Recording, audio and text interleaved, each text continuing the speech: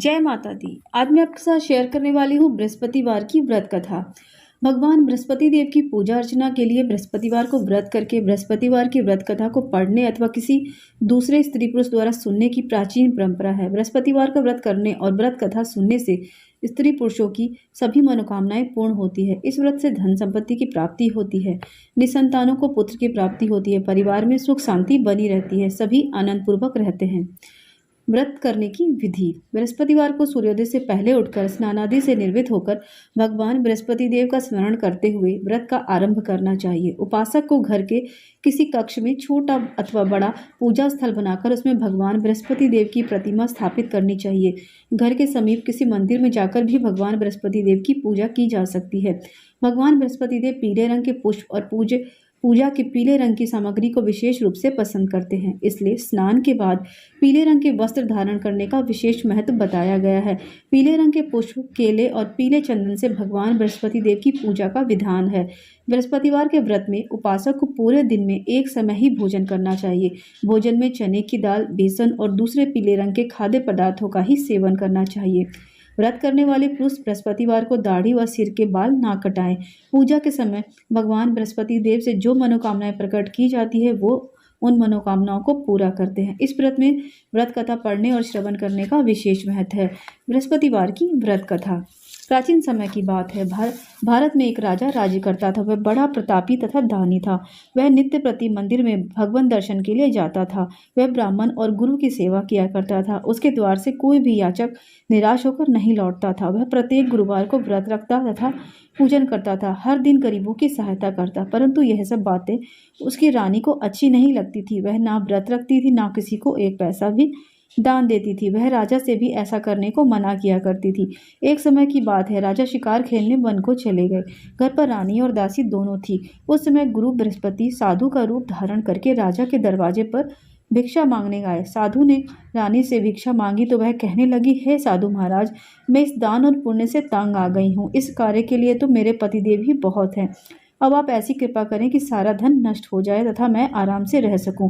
साधु रूपी बृहस्पति देव ने कहा, हे देवी, तुम बड़ी विचित्र हो। संतान और धन से कोई दुखी नहीं होता, इसको सभी चाहते हैं। पापी भी पुत्र और धन की इच्छा रखता है। अगर तुम्हारे पास धन अधिक है तो भूखे मनुष्यों को भोजन कराओ, प्याऊ लगवाओ, ब्राह्मणों को दान दो, धर्मशालाएं खुलवाओ, कुआं, तालाब, बावड़ी, बाग, बगीचे आदि का निर्माण कराओ तथा निर्धनों की कुंवारी कन्याओं का विवाह कराओ। साथ ही यज्ञ आदि करो। इस प्रकार के कर्मों से आपके कुल का और आपका नाम परलोक में सार्थक होगा एवं स्वर्ग की प्राप्ति होगी। परंतु रानी साधु की इन बातों से खुश नहीं हुई। उसने कहा, हे साधु महाराज, मुझे ऐसे धन की आवश्यकता नहीं है जिसको मैं अन्य लोगों को दान दे दूं तथा जिसको रखने और संभालने से ही मेरा सारा समय नष्ट हो जाए। साधु ने कहा, हे देवी, यदि तुम्हारी ऐसी ही इच्छा है तो जैसा मैं तुम्हें बताता हूँ तुम वैसा ही करना। बृहस्पतिवार के दिन घर को गोबर से लीपना, अपने केशों को पीली मिट्टी से धोना, केशों को धोते समय स्नान करना, राजा से कहना कि वह हजामत करवाए, भोजन में मांस मदिरा खाना, कपड़ा धोबी के यहाँ धुलने देना। इस प्रकार 7 बृहस्पतिवार करने से तुम्हारा धन नष्ट हो जाएगा। यह कहकर साधु महाराज रूपी बृहस्पति देव अंतर्ध्यान हो गए। रानी ने साधु के कहने के अनुसार 7 बृहस्पतिवार तक वैसा ही करने का विचार किया। साधु के बताए अनुसार कार्य करते हुए केवल 3 बृहस्पतिवार ही बीते थे कि उसकी समस्त धन संपत्ति नष्ट हो गई। भोजन के लिए दोनों समय परिवार तरसने लगा तथा सांसारिक भोगों से दुखी रहने लगा। तब वह राजा रानी से कहने लगा कि हे रानी, तुम यहाँ पर रहो, मैं दूसरे देश जाता हूँ, क्योंकि यहाँ पर मुझे सभी मनुष्य जानते हैं, इसलिए मैं यहाँ से कोई कार्य नहीं कर सकता। मैं अब परदेश जा रहा हूँ, वहाँ कोई ऐसा काम धंधा करूँगा, शायद हमारे भाग्य बदल जाए। ऐसा कहकर राजा परदेश चला गया। वह वहाँ जंगल से लकड़ी काटकर लाता और शहर में बेचता। इस तरह जीवन व्यतीत करने लगा। इधर राजा के बिना रानी और दासी दोनों दुखी रहने लगी। किसी दिन भोजन मिलता और किसी दिन जल पीकर ही रह जाती। एक समय रानी और दासियों को 7 दिन तक बिना भोजन के ही व्यतीत करना पड़ा। तो रानी ने अपनी दासी से कहा, हे दासी, यहाँ पास के नगर में मेरी बहन रहती है, वह बड़ी ही धनवान है। तू उसके पास जा और वहां से 5 सेर बेझर मांग के ला, जिससे कुछ समय के लिए गुजर हो जाएगा। दासी रानी की बहन के पास गई। रानी की बहन उस समय पूजा कर रही थी। बृहस्पतिवार का दिन था। दासी ने रानी की बहन से कहा, हे रानी, मुझे आपकी बहन ने भेजा है, मुझे 5 सेर बेझर दे दो। दासी ने यह बात अनेक बार कही, परंतु रानी की बहन ने कोई उत्तर नहीं दिया, क्योंकि वह उस समय बृहस्पतिवार की कथा सुन रही थी। जब दासी को रानी की बहन से कोई उत्तर नहीं मिला तो वह बहुत दुखी हुई। उसे क्रोध भी आया। वह लौटकर रानी के पास गई और बोली, हे रानी, आपकी बहन बहुत ही धनी स्त्री है। वह छोटे लोगों से बात नहीं करती। मैंने उससे कहा लेकिन उसने कोई भी उत्तर नहीं दिया। मैं वापस चली आई। रानी बोली, हे दासी, इसमें उसका कोई दोष नहीं है। जब बुरे दिन आते हैं तब कोई सहारा नहीं देता। अच्छे बुरे का पता विपत्ति में ही लगता है। जो ईश्वर की इच्छा होगी वही होगा। यह सब हमारे भाग्य का ही दोष है। उधर रानी की बहन ने सोचा कि मेरी बहन की दासी आई थी, परंतु मैंने उससे बात नहीं की। इससे वह बहुत दुखी हुई होगी। अतः कथा सुन और विष्णु भगवान का पूजन समाप्त कर वह अपनी बहन के घर आई और कहने लगी, हे बहन, मैं बृहस्पतिवार का व्रत कर रही थी। तुम्हारी दासी हमारे घर आई थी, परंतु जब तक कथा होती तब तक हम लोग नहीं उठते हैं और ना ही बोलते हैं, इसलिए मैं नहीं बोली। कहो दासी, क्यों आई थी? रानी बोली, बहन, हमारे घर अनाज नहीं था। वैसे तुमसे कोई बात छिपी नहीं है। इस कारण मैंने दासी को तुम्हारे पास 5 सेर बेचर के लिए भेजा था। रानी की बहन बोली, बहन देखो, बृहस्पति भगवान सबकी मनोकामना पूर्ण करते हैं। देखो, शायद तुम्हारे घर में ही अनाज रखा हो। यह सुनकर दासी के घर के अंदर गई और उसे एक घड़ा बेझर भरा हुआ मिला। उसे बड़ी ही हैरानी हुई क्योंकि उसने एक एक बर्तन देख लिया था। उसने बाहर आकर रानी को बतलाया। दासी अपनी रानी से कहने लगी, हे रानी, देखो, वैसे हमको जब अन्न नहीं मिलता तो हम रोज ही व्रत करते हैं। अगर इससे व्रत की विधि और कथा पूछ ली जाए तो उसे हम भी किया करेंगे। दासी के कहने पर रानी ने अपनी बहन से बृहस्पतिवार के बारे में पूछा। उसकी बहन ने बतलाया कि हे रानी बहन, बृहस्पतिवार को सूर्योदय से पूर्व उठकर स्नान करके बृहस्पतिवार का व्रत रखना चाहिए, लेकिन उस दिन सिर नहीं धोना चाहिए। बृहस्पतिवार के व्रत में चने की दाल और मुनक्का से विष्णु भगवान का केले के वृक्ष में की जड़ में पूजन करें तथा दीपक जलावें। उस दिन एक ही समय भोजन करें। भोजन पीले खाद्य पदार्थ का ही करें और कथा सुने। इस प्रकार करने से गुरु भगवान प्रसन्न होते हैं, अन्न पुत्र धन देते हैं, मनोकामना पूर्ण करते हैं। व्रत और पूजन की विधि बतलाकर रानी की बहन अपने घर लौट गई। रानी और दासी दोनों ने निश्चय किया कि बृहस्पति देव भगवान का पूजन जरूर करेंगे। 7 दिन बाद जब बृहस्पतिवार आया तो उसने व्रत रखा। गुड़साल में जाकर चना और गुड़ पीन लाई और उसी दाल से केले की जड़ तथा विष्णु भगवान का पूजन किया। अब भोजन पीला कहाँ से आए? दोनों बड़ी दुखी हुई, परंतु उन्होंने व्रत किया था, इस कारण बृहस्पति देव भगवान प्रसन्न थे। एक साधारण व्यक्ति के रूप में वे 2 थालों में सुंदर पीला भोजन लेकर आए और दासी को देकर बोले, हे दासी, यह भोजन तुम्हारे और रानी के लिए है, तुम दोनों करना। दासी भोजन पाकर बड़ी प्रसन्न हुई और रानी से बोली, रानी जी, भोजन कर लो। रानी को भोजन आने के बारे में कुछ पता नहीं था, इसलिए वह दासी से बोली, जा तू ही कर, क्योंकि तू ही व्यर्थ में हंसी उड़ाती है। दासी बोली, एक व्यक्ति भोजन दे गया है। रानी कहने लगी, वह भोजन तेरे लिए ही दे गया होगा, तू ही भोजन कर ले। दासी ने कहा, वह व्यक्ति हम दोनों के लिए 2 थालों में भोजन देकर गया है, इसलिए मैं और आप दोनों साथ साथ भोजन करेंगी। दोनों ने गुरु भगवान को नमस्कार करके भोजन प्रारंभ कर दिया। उसके बाद से प्रत्येक बृहस्पतिवार को गुरु भगवान का व्रत और पूजन करने लगी। बृहस्पति भगवान की कृपा से उसके पास धन हो गया, परंतु रानी फिर पहले की तरह से आलस्य करने लगी। जब दासी बोली कि देखो रानी, तुम पहले भी इसी प्रकार आलस्य किया करती थी, तुम्हें धन रखने में कष्ट होता था, इस कारण धन नष्ट हो गया। अब गुरु भगवान की कृपा से धन मिला है तो फिर तुम आलस्य क्यों करती हो? बड़ी मुसीबतों के बाद हमने यह धन पाया है, इसलिए हमें दान पुण्य करना चाहिए। तुम भूखे मनुष्यों को भोजन कराओ, प्याऊ लगवाओ, ब्राह्मणों को दान दो, कुआं, तालाब, बावड़ी आदि का निर्माण कराओ, मंदिर पाठशाला बनवाकर दान दो, कुंवारी कन्याओं का विवाह कराओ। धन को शुभ कार्यों में खर्च करो, जिससे तुम्हारे कुल का यश बढ़े और स्वर्ग को प्राप्त हो और पितृ प्रसन्न हो। दासी की बात मानकर रानी ने इसी प्रकार से कर्म करने का प्रारंभ कर दिया, जिससे उसका काफी यश फैलने लगा। एक दिन रानी और दासी आपस में विचार करने लगी कि ना जाने राजा किस देश में होंगे, उनकी कोई खोज खबर नहीं है। गुरु भगवान से उन्होंने प्रार्थना की और भगवान ने रात्रि में राजा को स्वप्न में कहा, हे राजा, उठ, तेरी रानी तुझको याद करती है, अब अपने देश को लौट जा। राजा प्रातःकाल उठकर जंगल से लकड़ियां काटकर लाने के लिए जंगल की ओर चल पड़ा। जंगल से गुजरते हुए वह सोचने लगा कि रानी की गलती से उसे कितने दुख भोगने पड़े। राजपाट छोड़कर उसे जंगल में आकर रहना पड़ा। जंगल से लकड़ियां काटकर उन्हें बेचकर गुजारा करना पड़ा। उसी समय उस जंगल में बृहस्पति देव एक साधु का रूप धारण करके आए और राजा के पास आकर बोले, हे लकड़हारे, तुम इस सुनसान जंगल में किस चिंता में बैठे हो, मुझे बतलाओ। यह सुनकर राजा के नेत्रों में जल भर आया और साधु की वंदना कर बोला, हे प्रभु, आप सब कुछ जानने वाले हैं। इतना कहकर राजा ने साधु को अपनी संपूर्ण कहानी सुना दी। महात्मा दयालु होते हैं। वे राजा से बोले, हे राजा, तुम्हारी पत्नी ने बृहस्पति देव के प्रति अपराध किया था, जिसके कारण तुम्हारी यह स्थिति हुई है।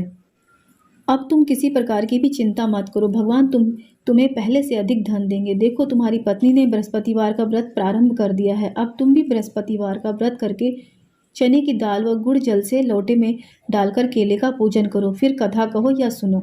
भगवान तुम्हारी सब मनोकामना पूर्ण करेंगे। साधु को प्रसन्न देखकर राजा बोले, हे प्रभु, मुझे लकड़ी बेचकर इतना पैसा नहीं मिलता जिससे मैं भोजन करने के उपरांत कुछ बचा सकूं। मैंने रात्रि में अपनी रानी को व्याकुल देखा है। मेरे पास कोई साधन नहीं है जिससे कि मैं उसका समाचार जान सकूं। फिर मैं बृहस्पति देव की कथा कहानी क्या है मुझे कुछ भी मालूम नहीं है। साधु ने कहा, हे राजा, तुम किसी बात की चिंता मत करो। बृहस्पतिवार के दिन तुम रोजाना की तरह लकड़ियां लेकर शहर जाना।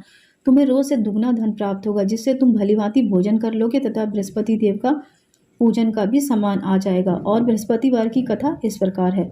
प्राचीन काल में एक बहुत ही निर्धन ब्राह्मण था। उसके कोई संतान नहीं थे। वह नित्य पूजा पाठ करता था, परंतु उसकी स्त्री बहुत मलिनता के साथ रहती थी।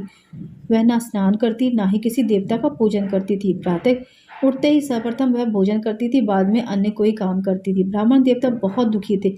पत्नी को बहुत समझाते किंतु उसका कोई परिणाम ना निकलता। भगवान की कृपा से ब्राह्मण की स्त्री की एक कन्या उत्पन्न हुई। वह कन्या अपने पिता के घर में बड़ी होने लगी।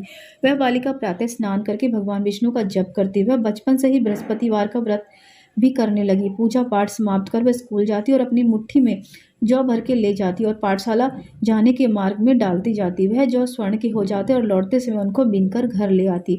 एक दिन वह बालिका सूप में उस सोने के जौ को फटक रही थी। तभी उसकी माँ ने देख लिया और कहा, हे बेटी, सोने के जौ को साफ करने के लिए सोने का सूप होना चाहिए। दूसरे दिन गुरुवार था। इस कन्या ने व्रत रखा और बृहस्पति देव से प्रार्थना करके कहा, प्रभु, यदि मैंने सच्चे मन से आपकी पूजा की हो तो मुझे सोने का सूप दे दो। बृहस्पति देव ने उसकी प्रार्थना स्वीकार कर ली। रोजाना की तरह वह कन्या जौ फैलाती हुई स्कूल चली गई। स्कूल से लौटकर जब वह जौ बीन रही थी तो बृहस्पति देव की कृपा से उसे सोने का सूप मिला। उसे वह घर ले आई और उससे जौ साफ करने लगी, परंतु उसकी माँ का वही ढंग रहा। एक दिन की बात है, वह कन्या सोने के सूप में जौ साफ कर रही थी। उस समय उस नगर का राजकुमार वहां से होकर निकला। इस कन्या के रूप और सोने के सूप में जौ साफ करते देखकर वह कन्या पर मोहित हो गया। राजमहल आकर वह भोजन और जल त्याग कर उदास होकर लेट गया। राजा को जब राजकुमार के अन्न जल त्यागने का समाचार मिला तो मंत्रियों के साथ वह अपने पुत्र के पास गया और बोले, हे बेटा, तुम्हें ऐसा कौन सा कष्ट है? किसी ने तुम्हारा अपमान किया है या कोई और कारण है? मुझे बतलाओ, मैं वही करूंगा जिससे तुम्हें प्रसन्नता हो। राजकुमार ने अपने पिता की बातें सुनी तो वह बोला, मुझे आपकी कृपा से किसी बात का दुख नहीं है। किसी ने मेरा अपमान नहीं किया, परंतु मैं उस लड़की के साथ विवाह करना चाहता हूँ जो सोने के सूप में जौ साफ कर रही थी। वह यह सुन राजा को आश्चर्य हो गया और बोला, हे बेटा, इस तरह की कन्या का पता तुम ही लगाओ, मैं उसके साथ तुम्हारा विवाह अवश्य करवा दूंगा। राजकुमार ने राजा को उस लड़की के घर का पता बतलाया। मंत्री उस लड़की के घर गया और राजा का आदेश ब्राह्मण को सुनाया। कुछ ही दिन बाद ब्राह्मण की कन्या का विवाह राजकुमार के साथ संपन्न हो गया। कन्या के घर से जाते ही उस ब्राह्मण देवता के घर में पहले की भांति गरीबी का निवास हो गया। अब भोजन के लिए भी अन्न बड़ी मुश्किल से ही मिलता था। एक दिन दुखी होकर ब्राह्मण अपनी पुत्री से मिलने गया। बेटी ने पिता की दुख की अवस्था को देखा और अपनी माँ का समाचार पूछा। ब्राह्मण ने सभी हाल कहा। कन्या ने बहुत सारा धन देकर अपने पिता को विदा कर दिया। इस तरह ब्राह्मण का कुछ समय तक सुखपूर्वक समय बीत गया, लेकिन कुछ दिन के बाद फिर से वही हाल हो गया। ब्राह्मण फिर अपनी कन्या के यहाँ आया और सभी हाल कहा। पुत्री बोली, हे पिताजी, आप माताजी को यहाँ लिवा लाओ, मैं उन्हें वही विधि बतलाऊंगी जिससे गरीबी दूर हो जाए। ब्राह्मण देवता अपनी स्त्री को साथ लेकर अपनी पुत्री के पास राजमहल पहुंचे तो पुत्री अपनी माँ को समझाने लगी, हे माँ, तुम प्रातःकाल उठकर सर्वप्रथम स्नान आदि करके विष्णु भगवान का पूजन करो तो सब दरिद्रता दूर हो जाएगी। परंतु उसकी माँ ने उसकी एक भी बात नहीं मानी। वह प्रातःकाल उठकर अपनी पुत्री का बचा हुआ जूठन खा लेती थी। एक दिन उसकी पुत्री को बहुत गुस्सा आया। उसने एक रात एक कोठरी में सारा सामान निकाल दिया और अपनी माँ को उसमें बंद कर दिया। प्रातः उसमें से उसे निकाला और स्नान आदि करा के पूजा पाठ करवाया तो उसकी माँ की बुद्धि ठीक हो गई। इसके बाद वह नियम पूर्वक पूजा पाठ करती और प्रत्येक बृहस्पतिवार को व्रत रखने लगी। इस व्रत के प्रभाव से उसकी माँ बहुत ही धनवान हो गई और बृहस्पति देवता के प्रभाव से स्वर्ग को प्राप्त हुई। वह ब्राह्मण भी सुखपूर्वक इस लोक का सुख भोग कर स्वर्ग को प्राप्त हुआ। इस तरह कहानी कहकर साधु देवता वहां से लोप हो गए। धीरे धीरे समय व्यतीत होने लगा। फिर बृहस्पतिवार का दिन आया। राजा जंगल से लकड़ी काटकर किसी शहर में बेचने गया। उसे उस दिन और दिन से अधिक धन मिला। राजा ने चना गुड़ आदि लाकर बृहस्पति देव का पूजन किया। उस दिन उसे सभी कलेश दूर हो गए। परंतु जब अगला गुरुवार आया तो वह बृहस्पतिवार का व्रत करना भूल गया। इस कारण भगवान नाराज हो गए। उस दिन उस नगर के राजा ने विशाल यज्ञ का आयोजन किया था। उसने समस्त राज्यों में घोषणा करवा दी थी कि कोई भी मनुष्य अपने घर में भोजन ना बनाए तथा आग ना जलाए। समस्त लोग मेरे यहाँ आकर भोजन करे। इस आज्ञा को जो न मानेगा उसको फांसी की सजा दी जाएगी। राजा की आज्ञा अनुसार राज्य के सभी वासी राजा के भोज में सम्मिलित हुए, लेकिन लकड़हारा कुछ देर से पहुंचा, इसलिए राजा उसको अपने साथ महल में ले गया। जब लकड़हारे को भोजन करा रहे थे तो रानी की दृष्टि उस खूंटी पर पड़ी जिस पर उसका हार लटका हुआ था। उसे हार खूंटी पर लटका दिखाई नहीं दिया। रानी को निश्चित हो गया कि मेरा हार इसी लकड़हारे ने चुरा लिया है। उसी समय सैनिक बुलवाकर उसको जेल में डलवा दिया। जब लकड़हारा जेल खाने में गया तो बहुत दुखी होकर विचार करने लगा कि ना जाने कौन सा पूर्व जन्म में मैंने कर्म किए जिससे मुझे यह दुख प्राप्त हुआ है, और उसी साधु को याद करने लगा जो जंगल में मिला था। तत्काल बृहस्पति देव साधु के रूप में प्रकट हुए और उसकी दशा को देखकर कहने लगे, अरे मूर्ख, तूने बृहस्पति देवता की कथा नहीं कही, इसी कारण तुझे यह दुख प्राप्त हुआ है। अब चिंता मत कर, बृहस्पतिवार के दिन जेलखाने के दरवाजे पर 4 पैसे पड़े मिलेंगे। तू उससे बृहस्पति देव की पूजन करना तो तेरे सभी कष्ट दूर हो जाएंगे। अगले बृहस्पतिवार उसे जेल के द्वार पर 4 पैसे मिले। राजा ने पूजा का सामान मंगवाकर कथा कही और प्रसाद बांटा। उसी रात्रि को बृहस्पति देव ने उस नगर के राजा को स्वप्न में कहा, हे राजा, तूने जिस आदमी को जेल खाने में बंद किया है वह निर्दोष है, वह राजा है, उसे छोड़ दो। रानी का हार खूंटी पर लटका हुआ है। अगर तू ऐसा नहीं करेगा तो मैं तेरे राज्य को नष्ट कर दूंगा। राजा प्रातःकाल उठा और खूंटी पर हार टंगा देकर लकड़हारे को बुलाकर क्षमा मांगी तथा राजा के योग्य सुंदर वस्त्र आभूषण भेंट कर उसे विदा कर दिया। गुरुदेव की आज्ञा के अनुसार राजा अपने नगर को चल दिया। राजा जब नगर के निकट पहुंचा तो उसे बड़ी ही आश्चर्य हुआ। नगर में पहले से भी अधिक बाग, तालाब और कुएं तथा बहुत सी धर्मशालाएं, मंदिर आदि बने हुए थे।